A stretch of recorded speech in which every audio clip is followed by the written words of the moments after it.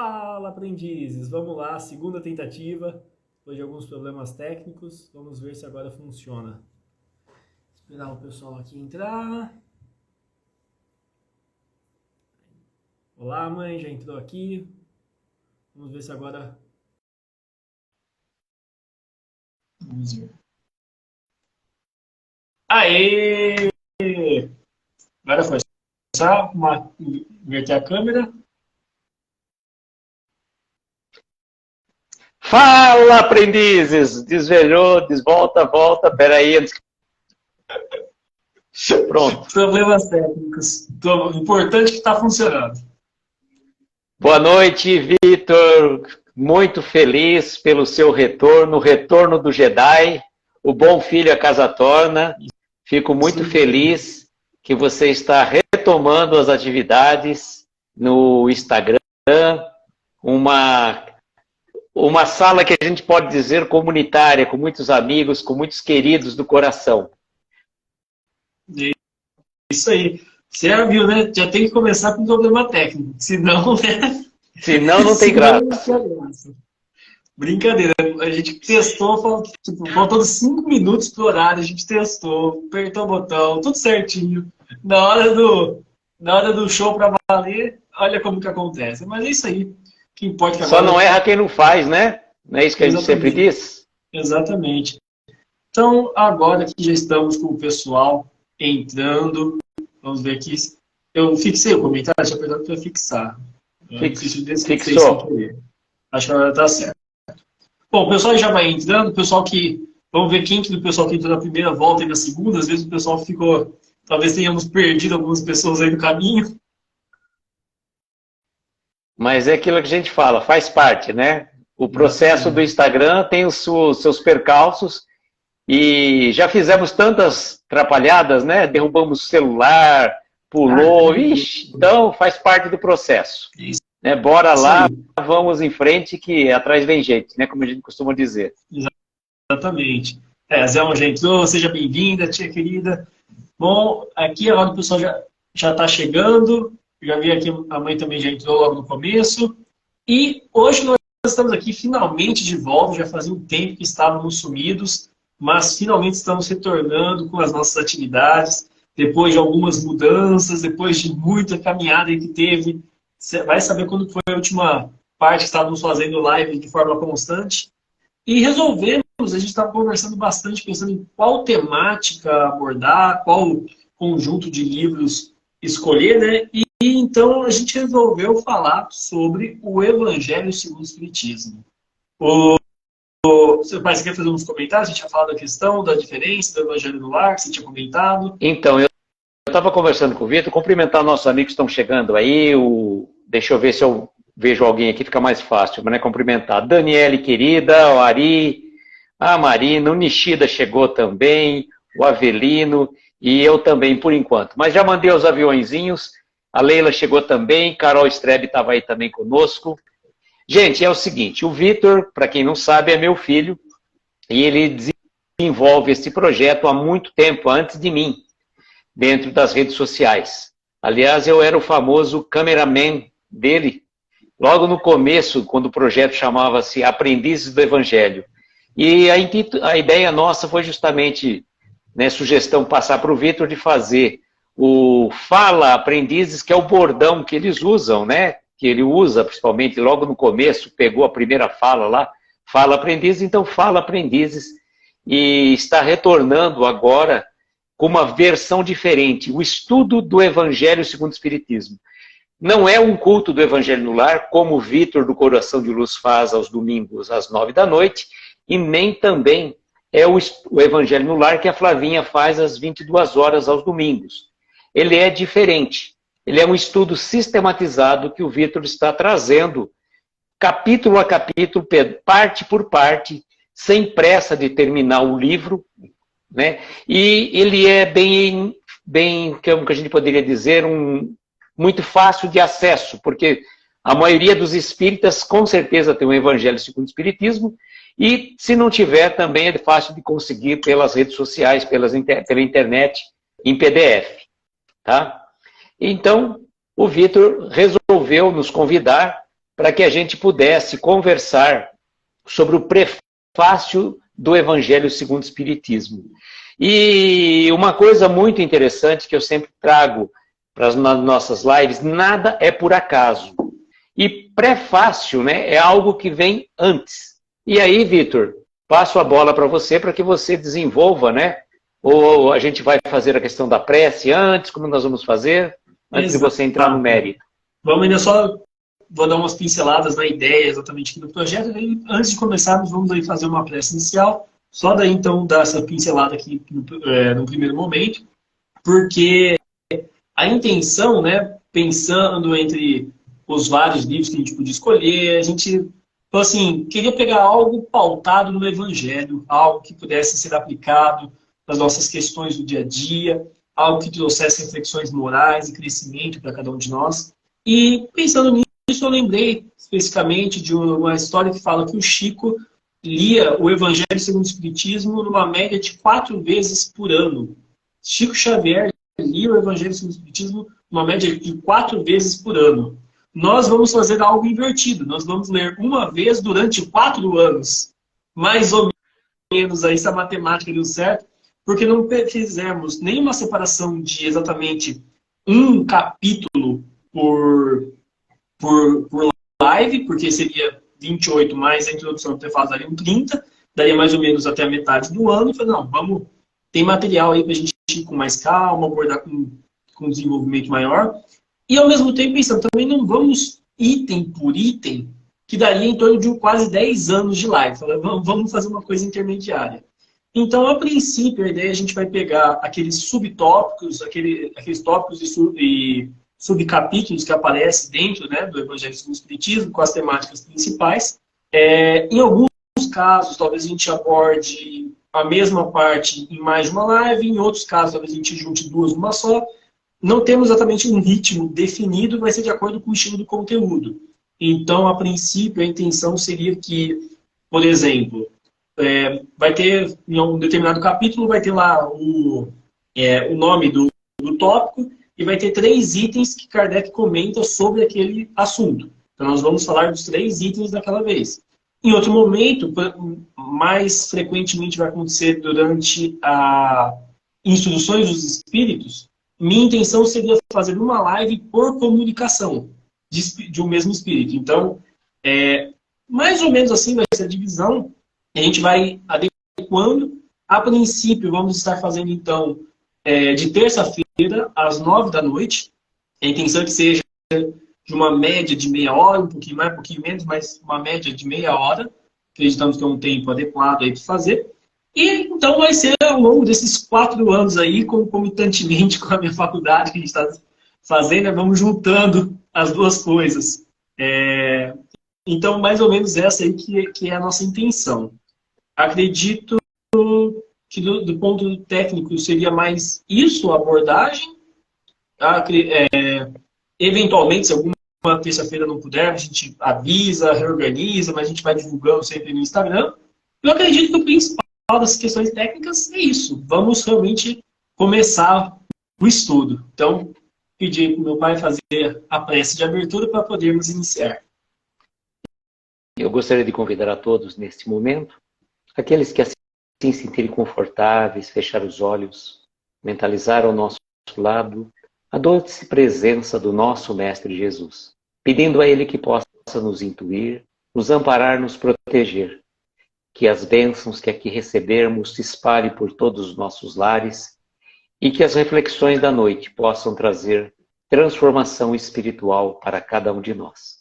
Se conosco, Mestre, agora e sempre, abençoe este projeto que está iniciando na divulgação do seu Evangelho e que ele renda frutos a todos os corações. Que assim seja. Assim seja. Bom, só fazer um parêntese, Vitor. Você falou, nós vamos estar aqui. Eu estou aqui hoje na abertura do projeto, mas o projeto vai estar no comando praticamente só do Vitor. Ocasionalmente ele pode trazer um convidado, né? Mas para que o pessoal saiba também que... Porque nós já temos as nossas lives às 22, né? Então sim, o Vitor está vindo para o horário pré-10, né? Exatamente. Era esse o ponto da parte técnica que estava faltando falar mesmo, né? Então, a princípio, estaria na terça-feira, às 9 horas. Vou tentar fazer de uma vez por mês, trazer um convidado, talvez, pode ser que tenha mês sem nenhum, pode ser que tenha mês com dois. Nada definido, porque a vida está uma loucura, eu estou aprendendo que Deus que está no controle das coisas e não eu, né? Então, mas essa é a intenção, é o planejamento, né? Bom, iniciando aqui com o prefácio, para quem tiver o livro aí aberto, ou já tem familiaridade, lembra mais ou menos da estrutura de cabeça, vai se recordar que nós temos aqui 4 parágrafos com uma comunicação do Espírito da Verdade e uma nota aqui embaixo de Allan Kardec. E eu gostaria de fazer uma inversão e começar lendo essa nota aqui. Pai, não sei se você está com o livro aí aberto, você quer que eu leia aqui, como que está? Não, eu tenho ele aqui, eu posso ler a nota, se quiser. Você faz a leitura da nossa primeira, então? Tá. A nota de Kardec no prefácio do Evangelho segundo o Espiritismo. A instrução acima, transmitida por via mediúnica, resume a um tempo o verdadeiro caráter do Espiritismo e a finalidade desta obra. Por isso que foi colocada aqui como prefácio. Uma frase tão curta e já traz essa profundidade, né? Porque a maior parte das pessoas pula o prefácio, a introdução, já vão logo no primeiro capítulo, eu não vim estudar a lei. Mas aqui Kardec diz que essa comunicação do Espírito da Verdade, e a gente vai falar mais sobre o Espírito da Verdade lá no capítulo 6, vai demorar alguns meses ainda, mas essa comunicação resume, ao mesmo tempo, o verdadeiro caráter do Espiritismo e o objetivo do livro O Evangelho segundo o Espiritismo. Então, o motivo, a função, a finalidade do Espiritismo, da doutrina dos Espíritos, da revelação dada pelos Espíritos superiores e o motivo pelo qual Allan Kardec sentiu a necessidade de escrever essa obra se encontram resumidos nesses 4 pequenos parágrafos pelo Espírito da Verdade. Eu acho que eu posso fazer a leitura do texto. Você quer fazer um parágrafo cada? Pode fazer a leitura integral. Ok. Aqui talvez algumas pessoas encontrem uma diferença de uma tradução para outra, tá? Porque o texto obviamente foi escrito no francês, estamos falando com o texto em português, de editora para editora, vai ter algumas diferenças na tradução, mas a ideia se mantém. Os Espíritos do Senhor, que são as virtudes dos céus, como um imenso exército que se movimenta desde que dele recebeu a ordem, espalham-se sobre toda a superfície da terra, semelhante a estrelas que caem do céu. Vem iluminar o caminho e abrir os olhos aos cegos. Eu vos digo em verdade, os tempos são chegados em que todas as coisas devem ser restabelecidas em seu sentido verdadeiro, para dissipar as trevas, confundir os orgulhosos e glorificar os justos. As grandes vozes do céu ressoam como o som da trombeta, e os coros dos anjos se reúnem. Homens, nós vos convidamos ao divino concerto. Que vossas mãos tomem a lira, que as vossas vozes se unam, e que no hino sagrado se estendam e vibrem de uma extremidade do universo a outra. Homens, irmãos a quem amamos, estamos juntos de vós. Amai-vos também uns aos outros, e dizei do fundo do vosso coração, em fazendo as vontades do Pai que está no céu. Senhor, Senhor, e podereis entrar no reino dos céus. O Espírito de verdade. Uma alta carga poética e simbólica nesse texto, e que eu acredito que funcionaria melhor a gente analisando parágrafo a parágrafo, mas se você quiser primeiro fazer algum comentário ou da estrutura geral, ou já começar com o primeiro. Eu acho muito bonito a melodia, né, a poesia desta mensagem, quando ele coloca, né, espalham-se por toda a superfície da Terra, qual semelhante a estrelas cadentes, como se a gente estivesse olhando, né, naquela noite escura, um céu abóbada celeste recriada de estrelas, replicante de estrelas, e todas aquelas estrelas cadentes, como se viessem dos céus a mensagem do Evangelho, né? Exatamente. Essa mensagem inteira está lotada de poesia, né? E muitas referências a textos do Evangelho, a textos do Antigo Testamento. Tem muitos simbolismos aqui, muito marcantes. Você quer fazer uma primeira análise? Como que... Mas então, é como a gente até fez uma prévia antes do estudo. O primeiro parágrafo, praticamente, ele resume a ideia de que os espíritos vieram se manifestar aos homens. Quer dizer que só agora que os espíritos vieram se manifestar aos homens? Não. Na antiguidade nós temos diversas formas, exemplos de manifestação, né, dos espíritos. O que modifica, na verdade, é que ele coloca assim, não é qualquer tipo de espíritos, mas os espíritos do Senhor virtuosos, obedecendo às ordens de Deus e se espalhando sobre a terra, sem distinção, a revelação para todos. É uma forma que a gente poderia dizer assim, indistintamente, tanto que a mensagem, quando Kardec fez a codificação, as mensagens vieram dos mais diversos cantos e elas falavam exatamente a mesma coisa. Não havia divergência entre o preceito que era recebido num lugar e um preceito que era recebido em outro, né? Nesse ponto, é realmente interessante porque até da comparação que você falou no começo, das estrelas, como sendo as estrelas cadentes, né, como realmente a revelação vindo ali do alto, tem um grande simbolismo da ideia de que as estrelas, muitas vezes, no texto bíblico, se refere à ideia dos anjos.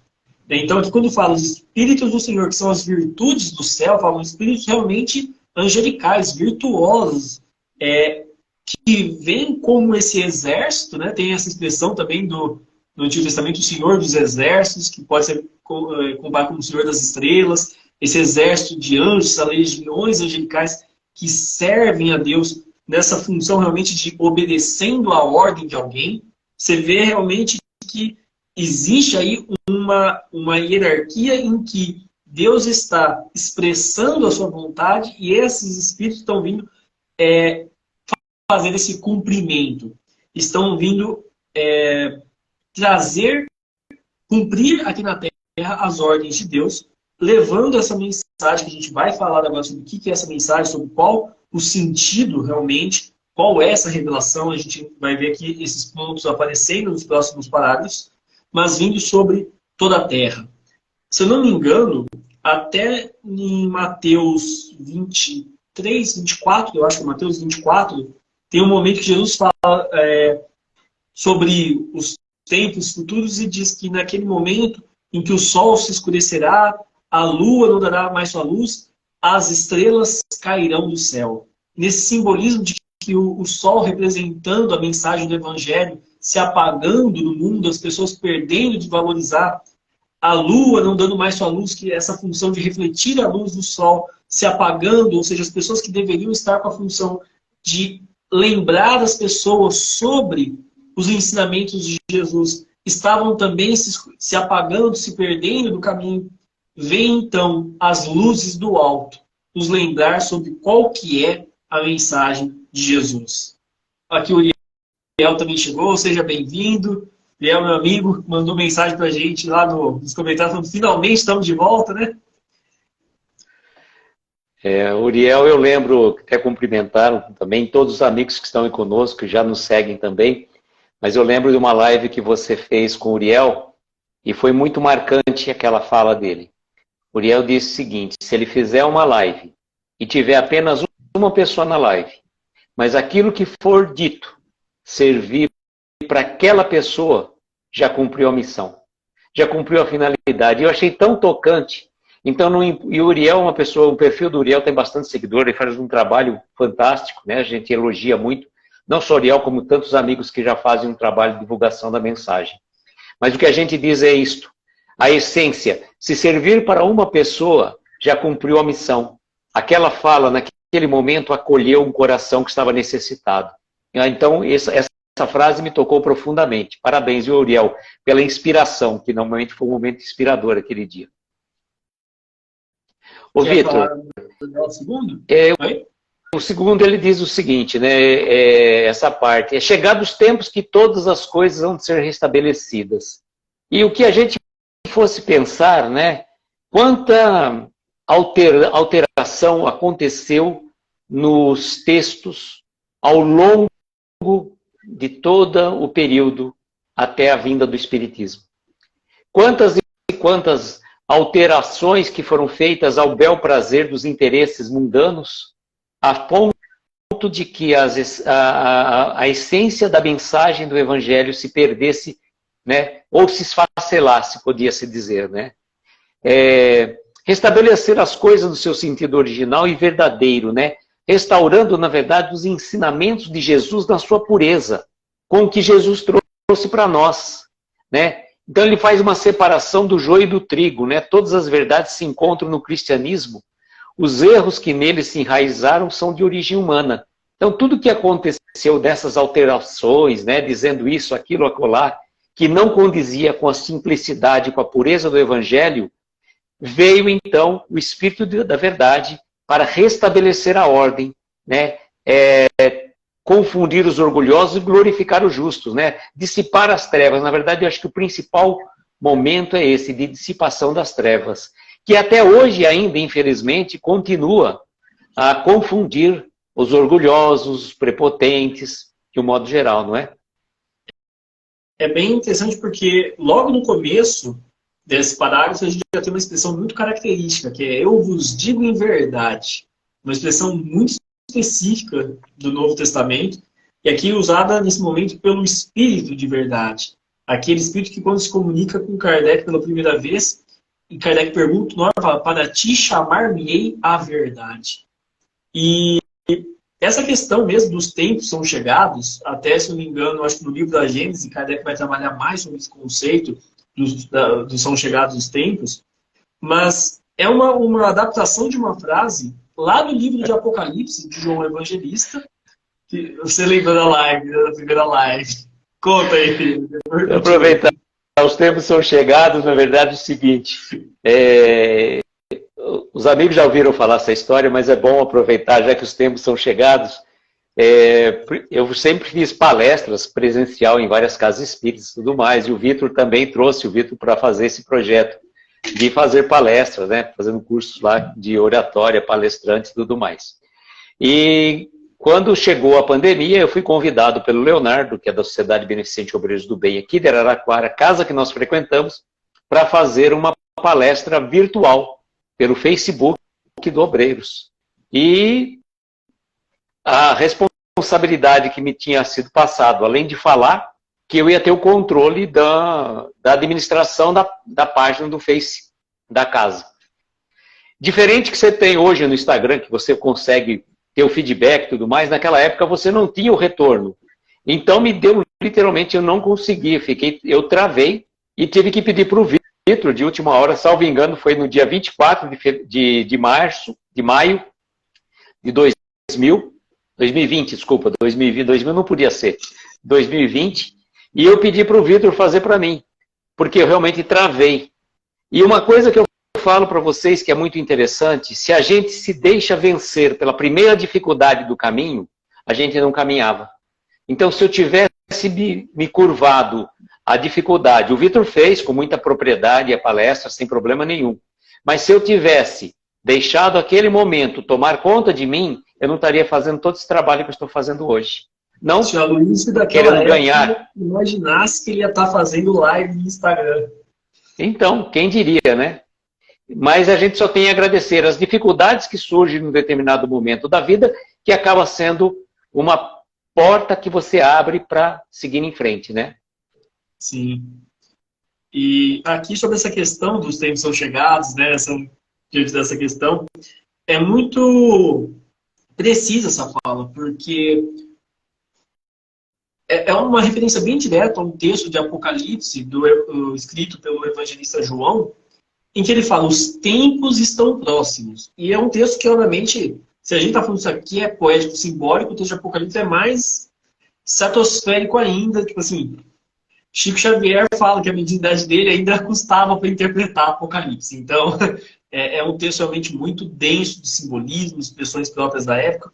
Mas aqui está basicamente dizendo o quê? Que aquilo que foi predito, aquele momento que já estava sendo preparado, agora chegou. Mostra assim, essa revelação dos Espíritos não vem ao acaso. Não vem simplesmente sem motivo algum ou de forma despreparada, mas está seguindo um planejamento de Deus. Deus está no comando, está no controle e tem um planejamento para a humanidade. Se eu não me engano, a fala até que o pai citou no começo, do todas as verdades se encontram no cristianismo, os erros que neles se enraizaram são de origem humana, é de uma comunicação lá da frente do Espírito da Verdade também, no capítulo 6, que a gente vai abordar depois com muita minúcia, uma mensagem que eu gosto muito, e que nessa mesma mensagem, quando fala sobre essa questão,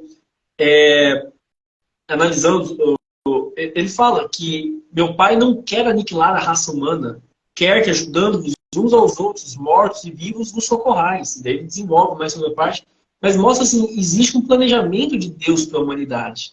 Deus está no controle, por mais que as coisas pareçam perdidas em alguns momentos de desespero, aqui ele veio justamente para mostrar, olha, quem está no comando. Tudo está seguindo um planejamento, um momento adequado. E aqui, então, justamente ele traz essa ideia do restabelecer no sentido verdadeiro.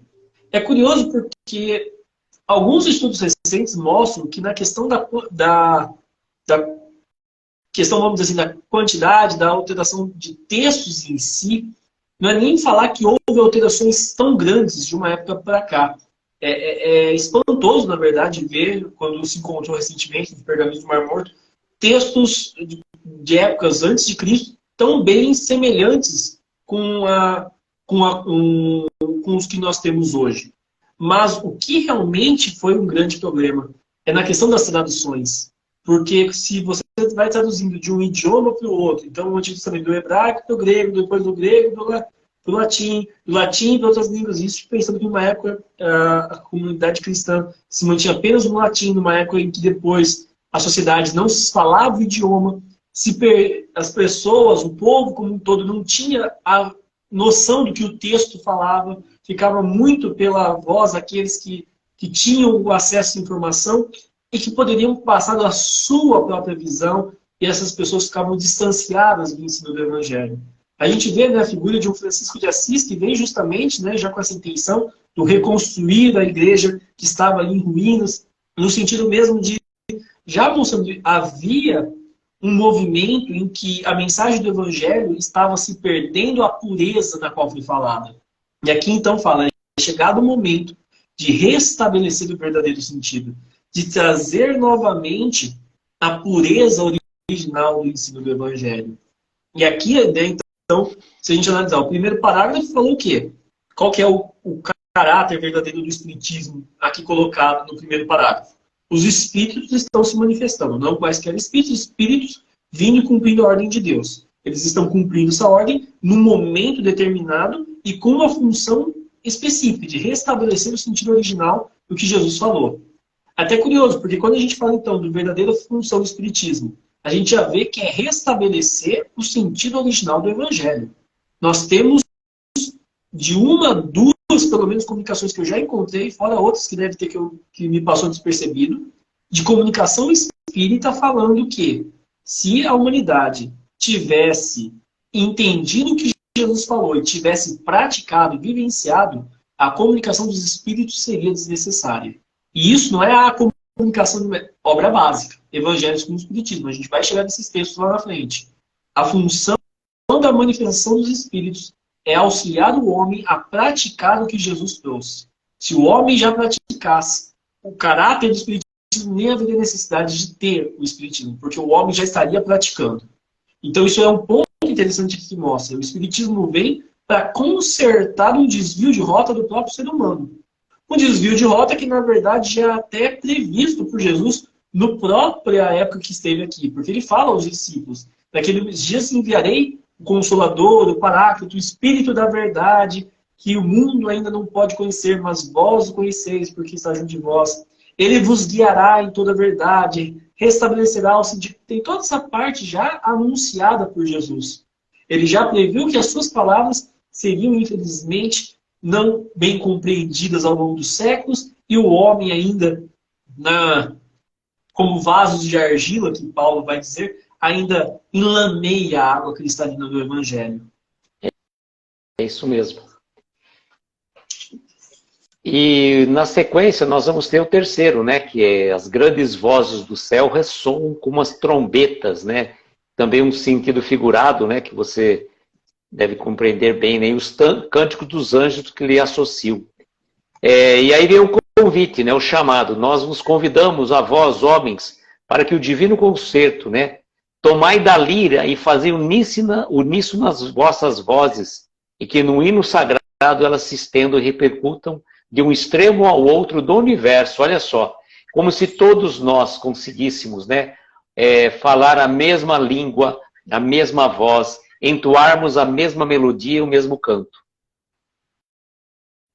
Essa parte até do fazer uníssono nas vossas vozes me lembra de uma parte da prece de Cáritas. Um só coração, um só pensamento subirá até vós como um grito de reconhecimento e de amor. Me chama bem essa questão da unidade de sentimentos, né? Erguendo, se levantando até Deus de uma forma única, com o mesmo propósito. E aqui é muito bonito porque a metáfora apenas aumenta nesse momento, né? Com comparação realmente com um concerto, com uma espécie de uma orquestra. Os instrumentos aqui, quando fala tomai da lira, tem já uma bela relação que dá para fazer com a questão dos salmos de Davi, os cânticos, bem da tradição específica do Antigo Testamento. Tem uma linguagem aqui própria, né, porque as preces, hoje a gente faz uma oração simplesmente, né, como fizemos aqui, levando o pensamento e a Deus fala algumas palavras específicas, mas simplesmente de forma falada. No contexto específico dos salmos, que eram as preces mais conhecidas ali dentro da tradição judaica, basicamente os salmos, se você pegar lá no Antigo Testamento, fala salmos de Davi para ser com flauta, com harpa, eram musicadas. Então a prece era realmente como uma música que se levava até Deus. E aqui tem esse ponto, né, logo no começo que fala, né, das vozes ressoando como o som da trombeta. A trombeta muito presente também no texto de Apocalipse, presente em muitos momentos também anteriores, acho que até no Antigo Testamento. Fazer soar as trombetas, né, quando você fazia a doação dos bens, né? Exato. Você tem a figura das trombetas é muito presente ao longo de diversas partes do texto, como o pai falou muito bem da parte em que quando fala quando deres esmola, não fazer como os fariseus que trombeteiam, a questão das muralhas de Jericó que caem perante o som das trombetas, mas aqui especificamente, até quando fala das vozes do céu ressoam como o som da trombeta, os coros dos anjos se reúnem, a figura de anjo tocando a trombeta é também muito presente no texto de Apocalipse. Tem a quantidade, 1, 2, 3, acho que são 7 trombetas, não me recordo agora de cabeça. Você vê um simbolismo interessante em que demonstra um período específico de um simbolismo do texto bíblico, do final do texto bíblico, iniciando agora uma nova história. O final do texto bíblico e agora o começo desse novo livro. E aqui dando realmente esse sentido de sequência, de continuidade. E aqui é um ponto muito importante desse convite, porque simplesmente não fala, homem, nós nos convidamos ao Divino Concerto, que sentem-se nas cadeiras e aplaudam a música como bons espectadores na plateia. Não. Tomai da lira, que as vossas vozes se unam. Aqui está mostrando qual que é, então, o sentido verdadeiro do Evangelho que veio ser restabelecido. Não basta uma postura pacífica, em que simplesmente não se pratica o mal e que simplesmente se observa os trabalhadores de Deus, fala, não, Deus está no controle, vai estar tudo certo, e simplesmente a gente observa que Deus resolva todas as coisas do mundo, mas uma compreensão, como foi falado de Francisco de Assis, fazei de mim um instrumento de vossa paz. Eu devo agir junto na construção dessa paz coletiva. Eu devo atuar junto, não posso simplesmente observar eu vou participar, sou chamado, então, a pegar os instrumentos, a nós nos unirmos com esse concerto celeste para participar. Não basta simplesmente ficar na expectativa. E aqui, então, né, puxando para o último parágrafo. Então, e aí vem a grande convocação, né? Enfatiza a relação familiar da humanidade, todos os filhos de Deus, portanto, todos os irmãos. Como uma família, é necessário o desenvolvimento do amor uns aos outros, da mesma forma que esses espíritos elevados já nos amam. Reafirmam, por fim, que não basta clamar Senhor, Senhor, apenas orando e mantendo uma aparência de santidade, honrando a Deus com os lábios, mas é necessário praticar a vontade de nosso Pai, buscando os instrumentos de sua paz, louvando a Deus com as mãos por meio da caridade com os semelhantes. Então é o grande amor que nós podemos e devemos ter uns para com os outros. Amai-vos, né? Como ele disse, amai-vos uns aos outros como eu vos amei. Exatamente. E aqui, né, que ele coloca, amai-vos também uns aos outros. E aqui não tem esse complemento como eu vos amei, mas em vez disso tem homens, irmãos a quem amamos. Então, mostra a coisa não só a figura ali do Cristo falando amai-vos como eu vos amei, mas aqui todo esse conjunto de espíritos sob as ordens de Deus, falando que também possuem esse amor. Irmãos a quem amamos, no sentido, né, falando desse contato familiar. Aqui na primeira parte, né, quando fala do concerto, tem essa distinção os coros dos anjos se reúnem e agora os homens devem pegar na lira. Então, uma divisão dos espíritos já puros, angelicais, e a condição humana. Mas aqui, uma unidade dizendo, completando, né, quando fala que as vossas vozes se unam, né, sendo uníssono das vozes de uma forma única, aqui enfatiza de novo isso. Homens, irmãos, aqui amamos irmãos, todos sob essa mesma condição. E aqui, né, quando fala, aqui eu acho que é uma das referências mais explícitas que vai ter, quando fala, dizei do fundo do coração, vírgula, fazendo a vontade do Pai que está nos céus. Senhor, Senhor, e podereis entrar no reino dos céus. Porque tem uma passagem do Evangelho muito conhecida que nem todos os que dizem Senhor, Senhor, poderão entrar no reino dos céus, mas somente aqueles que fazem a vontade do meu Pai que está nos céus. Então, não são todos que clamam a Deus que estão realmente no caminho adequado, mas aqueles que fazem a vontade. E aqui então está dizendo, clamai, fazendo a vontade. O que isso quer dizer? Não basta simplesmente orar, pedir a Deus, buscar um caminho de uma santidade em que você se isola do mundo, buscando apenas a conexão com o alto. É necessário o contato com os semelhantes. É necessário para praticar a vontade de Deus, para poder cumprir essa vontade.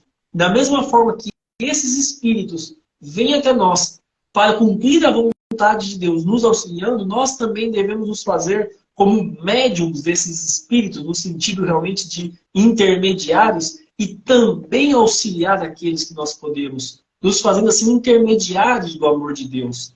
Essa é a verdadeira prática da caridade, em que nós compreendemos essas lições, em que nós amamos o semelhante, e por isso nós nos fazemos como instrumentos de Deus para auxiliar.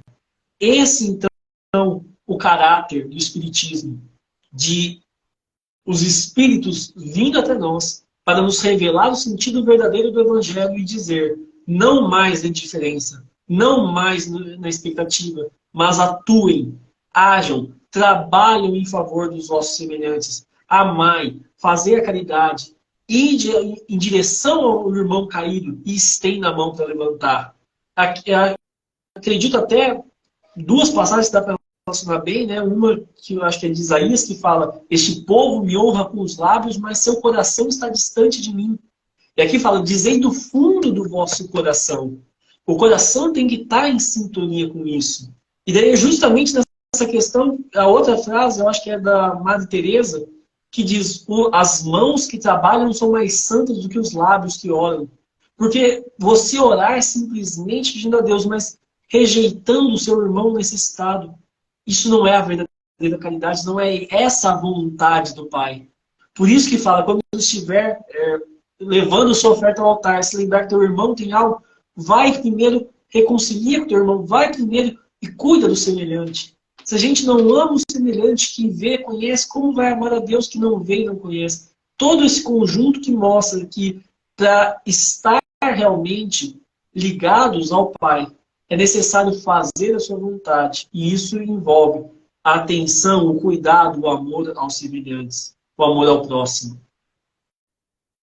E eu acredito que com isso a gente compreende o caráter do Espiritismo é nos revelar essas questões. E o objetivo dessa obra é mostrar como nós aplicamos isso. É como que nós cumprimos a vontade do Pai e de que forma que esses ensinamentos vão ser restabelecidos na verdadeira essência. Porque Kardec vai pegar aqui, então, um conjunto de comunicações de espíritos explicando passagens do Evangelho e todas elas com a finalidade prática. E aqui a gente vai depois entrar nisso na introdução, que vai falar, né, do objetivo dessa obra, mas mostrando que é a questão de como vivenciar o ensinamento do Evangelho. Por isso, até mesmo, que o nome original do livro ia ser a imitação do Evangelho segundo o Espiritismo. Imitar os comportamentos, repetir as atitudes. E essa ideia de imitação, embora soe um pouco estranho, se eu não me engano, é uma referência a uma fala de Paulo, que diz, sejais imitadores de Cristo. Então é nesse sentido de imitar esses ensinamentos, de repetir, de agir de acordo. Muito bem. Eu tô pedindo em poucas palavras falou tudo. Bom, eu estou um pouco com o olho no relógio aqui, porque daqui a 10 minutos eu completei a nossa live lá. Então, passou um pouquinho do horário, tivemos um pequeno delay para o começo, né? Mas eu agradeço o convite. Foi uma honra poder participar com você na reabertura, na retomada desse projeto, né? E faço minhas palavras de Emmanuel, né?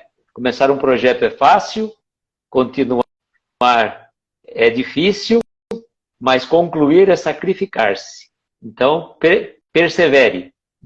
Vá em frente, cumpra com a sua missão. Missão dada, missão cumprida, não é isso que fala? Exatamente. Vamos fazer, então, uma prece final para te liberar rapidamente, né? Tá certo. E a gente vai para a live agora daqui a pouco. Senhor Jesus, agradecemos pela tua proteção, pelas tuas bênçãos, por esses ensinamentos que podemos aqui colher do teu Evangelho. Inspira, Senhor, para que possamos extrair desses livros, dessas mensagens, o seu ensino, as tuas palavras de vida eterna, que nos tocam o coração, nos convidam a ser melhor do que somos. Auxilia-nos, Senhor.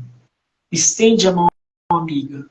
Nos auxilia a levantar e a continuar caminhando. Ilumina nossos passos. E enche nosso coração com teu amor.